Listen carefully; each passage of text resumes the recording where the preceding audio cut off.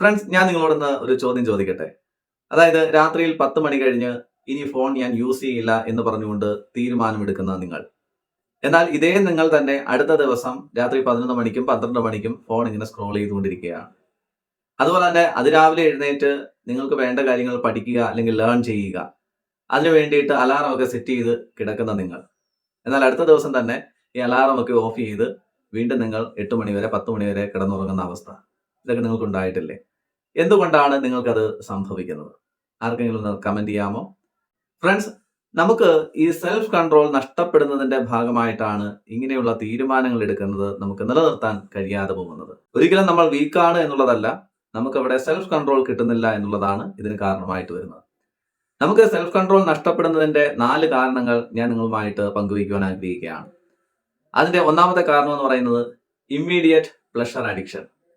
അതായത് ചില കാര്യങ്ങൾ നമുക്ക് ചെയ്യുന്ന സമയത്ത് എന്തെന്നില്ലാത്തൊരു ഇൻസ്റ്റന്റ് പ്ലഷർ നമുക്ക് കിട്ടും. ആ ഒരു സമയത്ത് നമ്മുടെ ബ്രെയിൻ ഡോപ്പമൈൻ എന്ന് പറയുന്ന ഹാപ്പിനെസ് ഹോർമോണിനെ പ്രൊഡ്യൂസ് ചെയ്യും.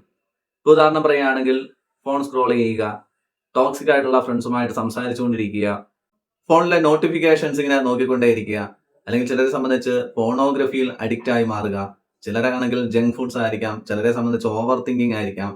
ഇതൊക്കെ ഇൻസ്റ്റന്റ് ആയിട്ടുള്ള പ്ലഷർ നൽകുന്ന കാര്യങ്ങളാണ്. ഇതിലൂടെ ഡോപ്പമൈൻ എന്ന് പറയുന്ന ഹോർമോൺ വളരെ ഇൻസ്റ്റന്റ് ആയിട്ട് പ്രൊഡ്യൂസ് ചെയ്യപ്പെടുന്നു. അതാണ് നമുക്ക് ഈ ഇൻസ്റ്റന്റ് ആയിട്ടുള്ള ആ ഒരു ഹാപ്പിനെസ്സിന് കാരണമായി മാറുന്നത്. എന്നാൽ ലോങ് ടൈമിലേക്ക് നോക്കുമ്പോൾ ഇപ്പോൾ എക്സസൈസ് ആകട്ടെ, അല്ലെങ്കിൽ മെഡിറ്റേഷൻ ആകട്ടെ, അല്ലെങ്കിൽ ഏതെങ്കിലും സ്കിൽ ഡെവലപ്പ് ചെയ്യുന്ന കാര്യങ്ങളാകട്ടെ, അല്ലെങ്കിൽ റീഡിങ് ഹാബിറ്റ് ആകട്ടെ, ഇതിന്റെയൊക്കെ റിവാർഡ് എന്ന് പറയുന്നത് വളരെ സ്ലോലിയാണ് നമുക്ക് കിട്ടുന്നത്. അപ്പോൾ ഇൻസ്റ്റന്റ് ആയിട്ടുള്ള ഹാപ്പിനെസ്സിലേക്ക് ബ്രെയിൻ പെട്ടെന്ന് തന്നെ ഷിഫ്റ്റ് ചെയ്യപ്പെടുന്നു. അതായത് ഈസി പ്ലഷർ കിട്ടുന്ന കാര്യങ്ങളിലേക്ക് ബ്രെയിൻ ഫോക്കസ്ഡ് ആവുന്നു.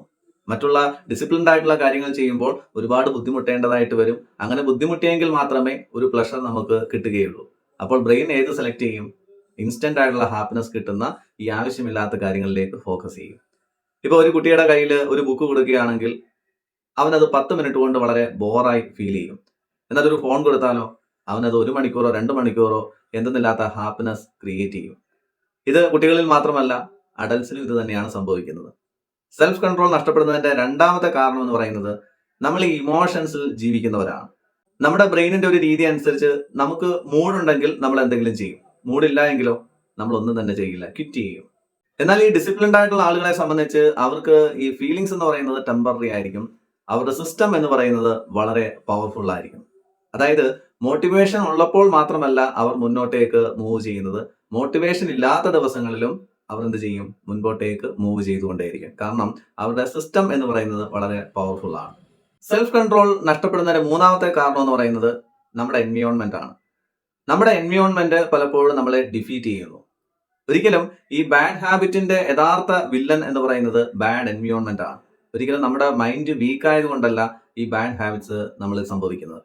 അതുപോലെ നെഗറ്റീവായിട്ടുള്ള ഫ്രണ്ട്സ് ആയിരിക്കാം, അല്ലെങ്കിൽ നമ്മൾ ഉറങ്ങുന്ന സമയത്ത് അല്ലെങ്കിൽ കിടക്കുന്ന സമയത്ത് ബെഡിന്റെ അടുത്ത് നമ്മൾ ഈ ഫോൺ കൊണ്ടുവയ്ക്കുക. അതുപോലെ തന്നെ അൺഹെൽത്തി റുട്ടീൻസ് ആയിരിക്കാം, ടോക്സിക് ആയിട്ടുള്ള കണ്ടന്റ്സ് ആയിരിക്കാം. ഇതൊക്കെ എന്ന് പറയുന്നത് ബാഡ് എൻവയോൺമെന്റിന് ഉദാഹരണങ്ങളാണ്. ഇപ്പൊ ഒരു വ്യക്തിയെ സംബന്ധിച്ച് അയാൾ ഡയറ്റ് എടുക്കാനായിട്ട് ആഗ്രഹിക്കുന്നു. പക്ഷേ അയാളുടെ എൻവയോൺമെന്റ് എന്ന് പറയുന്നത് നിറയെ സ്നാക്സിന്റെ കൂടാരമാണ്. എന്തായിരിക്കും സംഭവിക്കുക? അയാളുടെ മൈൻഡ് ഒരിക്കലും അവിടെ വീക്ക് ആവുന്നില്ല, പക്ഷെ അയാളുടെ എൻവയോൺമെന്റ് അയാളെ ഡിഫീറ്റ് ചെയ്യുന്നു. അതായത് ആ സ്നാക്സ് കഴിക്കുവാനുള്ള ഒരു ടെൻഡൻസി ബ്രെയിൻ അദ്ദേഹത്തിന് കൊടുക്കുന്നു. പിന്നെ അങ്ങനെ അദ്ദേഹത്തിന് ഡയറ്റ് എടുക്കാൻ കഴിയും. അപ്പോൾ അവിടെ എന്ത് ചെയ്യുക? ആ എൻവയോൺമെന്റ് എന്ന് പറയുന്നത് നമുക്ക് അനുകൂലമാക്കി മാറ്റുക. നമ്മൾ ഫോൺ ഉപയോഗിക്കുന്ന സമയങ്ങളിൽ അവിടെയൊക്കെ ബുക്കുകൾ കൊണ്ടുവയ്ക്കുകയും നല്ല ബുക്കുകൾ വായിക്കുകയും ചെയ്യുമ്പോൾ ആ ഒരു എൻവയോൺമെന്റിനെ നമ്മൾ മാറ്റുകയാണ്. നാലാമത്തെ കാരണം എന്ന് പറയുന്നത് നമുക്ക് ഒരു പർപ്പസ് ഇല്ല എന്നുള്ളതാണ്. അതായത് ഈ പർപ്പസ് ഉള്ള വ്യക്തികളെ സംബന്ധിച്ച് അവർക്ക് ഈ ഡിസ്ട്രാക്ഷൻസ് ഉണ്ടാകില്ല. എന്നാൽ പർപ്പസ് ഇല്ലാത്ത വ്യക്തികളോ ഈസി പ്ലഷർ ഇങ്ങനെ തേടിക്കൊണ്ടേയിരിക്കും. ഫ്രണ്ട്സ്, നമ്മുടെ ഫ്യൂച്ചർ ക്ലിയർ ആണെങ്കിൽ, ഫ്യൂച്ചറിൽ നോക്കുമ്പോൾ നമുക്ക് എന്താണ് വേണ്ടത് എന്നുള്ളൊരു ബോധ്യം നമുക്കുണ്ടെങ്കിൽ നമ്മൾ ആവശ്യമില്ലാത്ത ഈ ടെംപ്റ്റേഷൻസിൽ വീഴുകയില്ല. അപ്പോൾ പ്രധാനമായിട്ട് ഈ 4 കാര്യങ്ങൾ നിങ്ങളൊന്ന് ശ്രദ്ധിക്കാനായിട്ട് ശ്രമിക്കുക. അതായത് ഈസി പ്ലഷർ തേടുന്ന കാര്യങ്ങളിലേക്ക് പോകാതെ നിങ്ങൾക്ക് ലോങ് ലൈഫിലേക്ക് സന്തോഷം തരുന്ന കാര്യങ്ങൾ എന്താണോ അത് ചെയ്യാനായിട്ട് ഒന്ന് ശ്രമിച്ചു നോക്കുക. ഇതിനുള്ള സൊല്യൂഷൻസ് എന്താണെന്ന് ചോദിച്ചു കഴിഞ്ഞാൽ ഒന്നെന്ന് പറയുന്നത് ഇന്ന് മുതൽ തന്നെ ഈ ഡോപ്പമൈൻ ഡീടോക്സ് എടുക്കുക എന്നുള്ളതാണ്. എന്താണ് അർത്ഥമാക്കുന്നതെന്ന് വെച്ച് കഴിഞ്ഞാൽ ചെറിയ ചെറിയ ഡിസിഷൻസ് എടുക്കുക. ഇന്ന് അൺനെസസറി ആയിട്ടുള്ള റീലുകൾ ഞാൻ ഫോളോ ചെയ്യില്ല. അതൊരു സമയം ഫിക്സ് ചെയ്യുക. ഒരു അരമണിക്കൂർ നേരം അല്ലെങ്കിൽ 1 മണിക്കൂർ നേരം ഞാനിതാ ഫോണൊന്ന് മാറ്റി വയ്ക്കാൻ ആഗ്രഹിക്കുകയാണ്, നോട്ടിഫിക്കേഷൻസ് ഒക്കെ ഒന്ന് ഓഫ് ചെയ്യാൻ ആഗ്രഹിക്കുകയാണ്, ഫോണുമായിട്ട് ഡിസ്റ്റൻസ് കീപ്പ് ചെയ്യാൻ ആഗ്രഹിക്കുകയാണ്. അതൊരിക്കലും ഒരു ദിവസം ഫുൾ എന്നുള്ള രീതിയിൽ കൊടുക്കരുത്. അരമണിക്കൂറോ 1 മണിക്കൂറോ ആ ഒരു രീതിയിൽ ഒരു ടൈം സെറ്റ് ചെയ്ത് വെക്കുക. അതുപോലെ തന്നെ ഒരു 10 മിനിറ്റെങ്കിലും 15 മിനിറ്റെങ്കിലും ഞാൻ മെഡിറ്റേഷൻ ചെയ്യും. അതായത് ഞാൻ എനിക്ക് വേണ്ടി ഒരു സൈലൻസിലേക്ക് ഇരുന്ന് ഞാനും എൻ്റെ മനസ്സുമായിട്ടുള്ള ഒരു കമ്മ്യൂണിക്കേഷൻ. അപ്പൊ അതിന് മെഡിറ്റേഷൻ എന്നോ അല്ലെങ്കിൽ സൈലൻസിൽ നമ്മൾ ഇരിക്കുന്നെന്നോ എന്ത് വേണമെങ്കിലും പറയാം. അപ്പൊ അങ്ങനെയുള്ള ചെറിയ ചെറിയ ഡിസിഷൻസ് ഓരോ ദിവസവും എടുക്കാനായിട്ട് ശ്രമിക്കുക. ഇതിനാണ് ഡോപ്പമൈൻ ഡീറ്റോക്സ് എന്ന് പറയുന്നത്. രണ്ടെന്ന് പറയുന്നത് ഓരോ ദിവസവും ചെറിയ ചെറിയ വിജയങ്ങൾ ക്രിയേറ്റ് ചെയ്യുക. വേറൊന്നുമല്ല, നമ്മൾ ആദ്യം തന്നെ സെറ്റ് ചെയ്തിട്ടുള്ള കാര്യങ്ങൾ അരമണിക്കൂറെങ്കിലും ഞാൻ പഠിക്കുമെന്ന് തീരുമാനമെടുത്തിട്ടുണ്ടെങ്കിൽ അത് വിൻ ചെയ്ത് കാണിക്കുക. അരമണിക്കൂർ ഞാൻ പഠിച്ചു, അതൊരു ചെറിയ വിജയം തന്നെയാണ്. ഇനി 5 മിനിറ്റ് അല്ലെങ്കിൽ 10 മിനിറ്റെങ്കിലും ഞാൻ മെഡിറ്റേഷൻ ചെയ്തു. അങ്ങനെ എന്തൊക്കെ കാര്യങ്ങൾ ഒരു ഡിസിഷനായിട്ട് മേക്ക് ചെയ്ത് ചെറിയ ചെറിയ രീതിയിലുള്ള വിജയങ്ങൾ നമ്മൾ ഓരോ ദിവസവും സ്വന്തമാക്കുവാനായിട്ട് ശ്രമിക്കുക. അപ്പോൾ തീർച്ചയായിട്ടും ആ ചെറിയ ചെറിയ വിജയങ്ങൾ നമുക്ക് കിട്ടുന്നതിലൂടെ നമുക്കൊരു കോൺഫിഡൻസ് ഒക്കെ അങ്ങോട്ട് ബിൽഡ് ചെയ്യാൻ കഴിയും. അതായത് ഇന്ന് ഇത്രയും കാര്യങ്ങൾ ചെയ്തിട്ടുണ്ടെങ്കിൽ അടുത്ത ദിവസവും ഞാൻ ഇതേ കാര്യങ്ങൾ ആവർത്തിക്കും. അങ്ങനെ കുറേ ദിവസങ്ങൾ ഇത് ചെയ്ത് വരുമ്പോൾ നമുക്ക് എന്തെന്നില്ലാത്തൊരു കോൺഫിഡൻസ് കിട്ടാൻ തുടങ്ങും. മൂന്നെന്ന് പറയുന്നത് ഏറ്റവും ഇമ്പോർട്ടൻ്റ് ആയിട്ടുള്ള കാര്യമാണ് നമ്മുടെ എൻവയോൺമെന്റ് നല്ല രീതിയിൽ ചേഞ്ച് ചെയ്യുക. അതായത് നമുക്ക് നമ്മുടേതായിട്ടുള്ള ഒരു പർപ്പസ് ഉണ്ട്, നമുക്ക് നമ്മുടേതായിട്ടുള്ള ലക്ഷ്യമുണ്ട്. ആ ലക്ഷ്യവുമായിട്ട് കണക്ട് ചെയ്യുന്ന കാര്യങ്ങളായിരിക്കണം നമ്മുടെ എൻവയോൺമെന്റിൽ നമുക്ക് കാണേണ്ടത് അല്ലെങ്കിൽ കേൾക്കേണ്ടത്.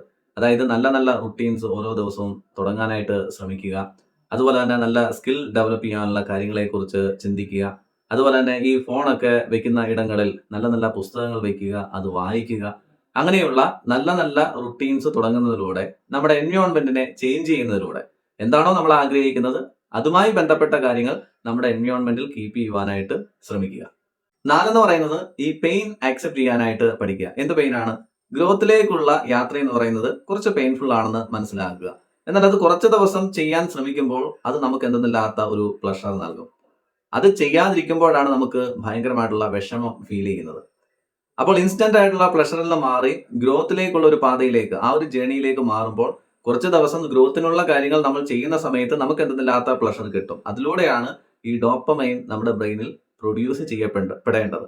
അതായത് നല്ല രീതിയിലുള്ള ഡോപ്പമൈൻ എന്ന് പറയുന്നത് നമ്മൾ ഹാർഡ് വർക്ക് ചെയ്യുമ്പോഴാണ് സംഭവിക്കുന്നത്. അതിൽ നിന്ന് നമുക്ക് കിട്ടുന്ന പ്ലഷറാണ് ലോങ് ടൈമിലേക്ക് നിലനിൽക്കുന്നത്.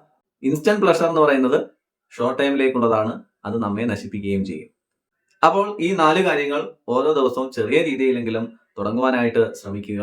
ഫ്രണ്ട്സ്, ഈ സെൽഫ് കൺട്രോൾ എന്ന് പറയുന്നത് മനസ്സിന്റെ അടിമത്തത്തിൽ നിന്നും നമ്മൾ മനസ്സിന്റെ മാസ്റ്റർ ആയി തീരുന്ന ഒരു പ്രോസസ്സാണ്. അതായത് മനസ്സിനെ നമ്മുടെ കൺട്രോളിലേക്ക് കൊണ്ടുവരിക, അതിനെയാണ് ഈ സെൽഫ് കൺട്രോൾ എന്ന് പറയുന്നത്. അപ്പോൾ നമ്മൾ തീരുമാനമെടുക്കുക, ഇൻസ്റ്റന്റ് പ്ലഷർ അല്ല എൻ്റെ ജീവിതത്തെ നിയന്ത്രിക്കുന്നത്, എൻ്റെ ഫ്യൂച്ചറാണ് എന്നെ ലീഡ് ചെയ്യുന്നത്. ഈ ഒരു കാര്യം നമ്മൾ അക്സെപ്റ്റ് ചെയ്തുകൊണ്ട് നമ്മളൊരു പർപ്പസ് മേക്ക് ചെയ്യുക, അതിനുവേണ്ടി പ്രവർത്തിച്ചുകൊണ്ടേയിരിക്കുക. തീർച്ചയായിട്ടും നമുക്ക് നമ്മുടെ മനസ്സിനെ നമ്മുടെ കൺട്രോളിലേക്ക് കൊണ്ടുവരുവാൻ കഴിയും. ഓക്കെ ഫ്രണ്ട്സ്, നിങ്ങൾ ഏതെങ്കിലും രീതിയിലുള്ള ഒരു അഡിക്ഷനിൽ ജീവിക്കുന്ന വ്യക്തിയാണെങ്കിൽ അതിൽ നിന്നും ഒരു സ്വാതന്ത്ര്യം നേടുവാൻ നിങ്ങൾ ആഗ്രഹിക്കുന്നുണ്ടെങ്കിൽ തീർച്ചയായിട്ടും താഴെ കാണുന്ന നമ്പറിൽ എനിക്ക് മെസ്സേജ് ചെയ്യുക. ഒപ്പം തന്നെ ഇത് മറ്റുള്ള വ്യക്തികളിലേക്ക് ഷെയർ ചെയ്യുവാൻ കൂടി ശ്രമിക്കുക. Okay friends, thank you.